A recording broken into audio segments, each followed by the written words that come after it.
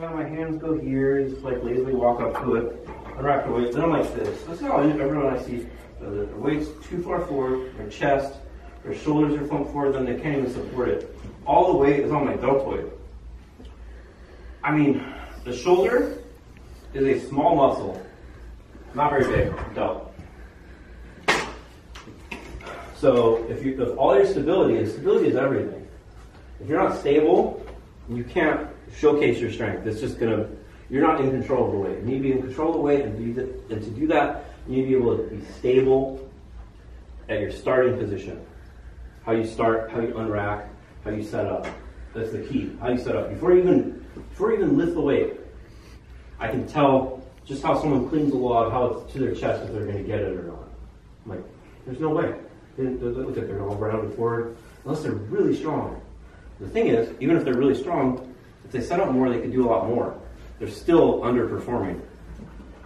So I want to get as tight as possible and as stable as possible before I even get this barbell here. So I'm going to wedge myself under this bar.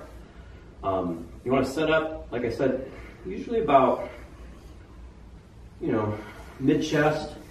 Your grip width is going to that's going to depend on you. I like to be about, with my pinky about at the edge. But that's very specific to you. But it's probably going to be somewhere in between here and here. Once you pass it, it's not going to be past that, unless you're like really immobile in your shoulders. And I like roll myself under the bar. I'm doing scapular retraction, which means instead of here, I roll my shoulders. You don't just roll them back and like walk around like this, but I'm engaging my lats. I'm flaring my lats here.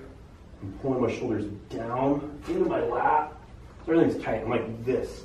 That's like a big spring.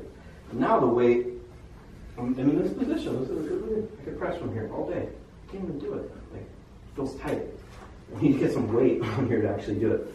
So, and then the bar is going to be resting behind my delt, and it's going to be nice and stable. It's not going to feel like it's falling forward. And this is especially important for the log, because you can get away with a shit rack position on an axle because it's not 12 inches around. Once you get the log and you're all rounded forward, and then the log is this much further out in front of you, good luck trying to apply leg drive, because you're going to go up on your toes, that thing's going to control you, and you're going to go forward, or you're going to press it out like this and then try to make this curve.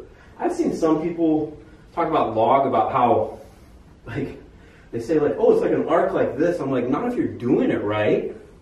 It should go around your head. It should go straight back like this. So that's how barbell should do. So that's what I want to show you on barbell, because it's a lot easier. For some people, even the empty log is going to be hard to be able to maintain that position. So here's a position. Then we're all going to run through. I'm going to help you get in a nice, stable position.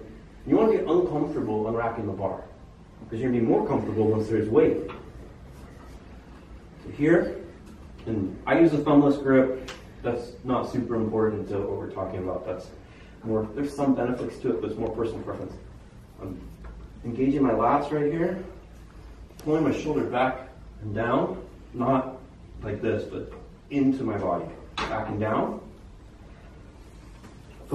Everything should be deliberate. I put my foot here, and your setup's going to be different. Put my arms here. I take one step forward. You have to find your own ritual. I mean, don't do like some 15-minute dance, but you have to find something to make it rhythmic as you learn. Be able to, like, okay, do here, and you're able to have cues, or else you're just kind of guessing every time. I pull myself another foot forward, pull myself under the bar. It's even without weight, it's hard for me to get in that position. From here, I don't know if you can tell. If I wasn't fat right now, I'd wear a tank top or something, and you'd be able to see, like, actually see the muscle, but my whole back is engaged in the movement. It's not sitting on, like, my shoulders are not supporting the weight barely at all. I'm supporting it through my entire upper body now. And you want to stand tight, flex your glutes for more stability, and then press slightly back, right over your head. Here. And then as you lower it, keep that tension in your lats. Down, down. Press, and that's easy. Usually after I do a good pressing workout, especially if I haven't done one a lot and I'm being very cognizant of the movement, my lats are really sore the next day, right? The problem is that some people don't have that muscle even built up enough to be able to engage it. They haven't learned, so it's a little harder, but you want to just try. And people also complain, like, I can't get this muscle to grow or get bigger, but they don't even engage that muscle in the first place in the thing. So it's like, I don't care if you're trying to isolate it. If you don't know how to like get that muscle engaged, it's never going to grow. You're not stimulating it. Everything else is taking over around it. Any questions that make sense? No? Questions will come, Trevor. What's that? Questions will come. Yeah. I always ask people if they have questions when it's like a group, and then they're going to get up to the bar, and then they ask like 5 questions that they could have asked right now, which is okay. So just to go over it, set up, find a grip that seems about right. It should be somewhere between shoulder width to slightly outside of shoulder width.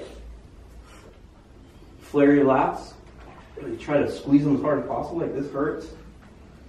Walk up to the bar, pull yourself up. Don't go here, get under the weight. Pull yourself under the weight, right? Unrack, squeeze your glutes. Look, because you don't want to be, if you're here, it's going to press out. You try to keep your hips underneath the barbell, because that's going to add to stability. Press up, slow, on the way down. Get the idea of it. And the other thing about elbow position should be in line or slightly forward of the barbell. Should not be here. Think about where that's going. Think about this going here, here.